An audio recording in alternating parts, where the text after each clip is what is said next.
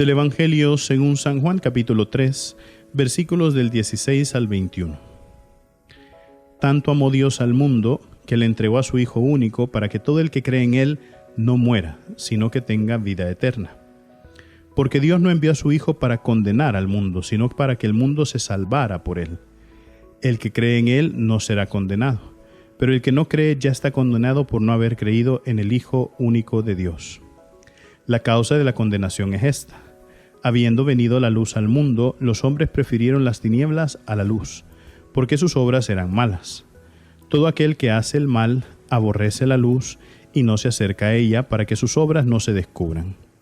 En cambio, el que obra el bien, conforme a la verdad, se acerca a la luz, para que se vea que sus obras están hechas según Dios.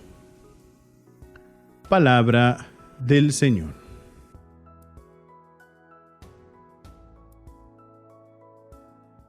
Queridos hermanos, seguimos leyendo este capítulo 3 del Evangelio de San Juan y hemos llegado al versículo que creo que es el más famoso que existe en el Evangelio, que es San Juan capítulo 3, versículo 16, con el que hemos iniciado el día de hoy. Tanto amó Dios al mundo que envió a su Hijo único para que todo el que cree en Él no muera, sino que tenga vida eterna. Yo siempre he dicho que de este versículo nosotros lo tenemos que personalizar, ¿no? Ciertamente dice la palabra mundo, que porque el Señor pues sabe que y quiere que todos los hombres se salven. Ese es el deseo de Dios. Lo hemos dicho muchísimas veces, que el deseo de Dios es que todos los hombres se salven.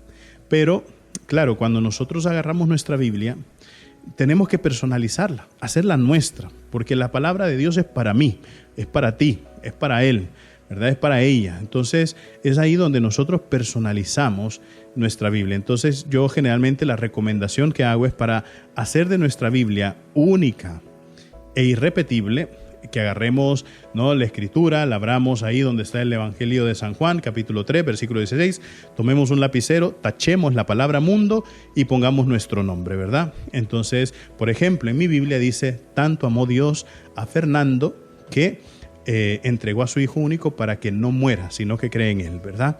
Y así podemos decir: tanto amó Dios a Pedro, a José, a Juan, ¿verdad?, que entregó a su Hijo único para que todo el que cree en Él no muera, para que creyendo en Él no muera, sino que tenga vida eterna.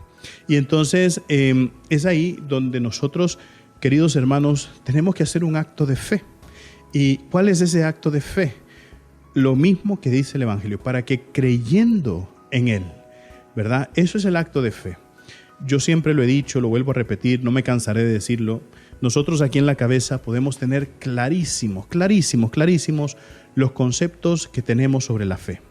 Pero bajar lo que tenemos aquí en la cabeza a vivirlo aquí, a cómo nos comportamos en el corazón, este movimiento de la cabeza al corazón se llama acto de fe.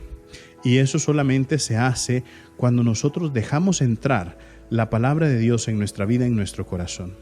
Queridos hermanos, para eso nosotros tenemos que ser dóciles, tenemos que ser mansos, ¿no? Una de las virtudes que más se resaltó durante la Semana Santa era eso, la docilidad y la mansedumbre de nuestro Señor Jesucristo. Él como Cordero que se entregó libremente para darnos la salvación.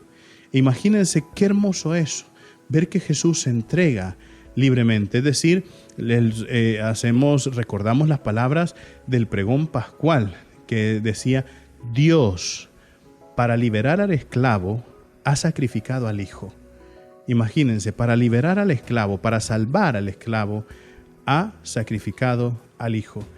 Al Hijo, que es el mismísimo Dios también, que ha sido sacrificado por nosotros. Entonces, ciertamente, queridos hermanos, para nosotros escuchar esta palabra: tanto amó Dios, tanto me amó a mí Dios, que entregó a su Hijo único, para que creyendo en Él yo no muera, sino que tenga vida eterna. Recuerden, mis queridísimos hermanos, nosotros somos lo máximo para Cristo. Así sea.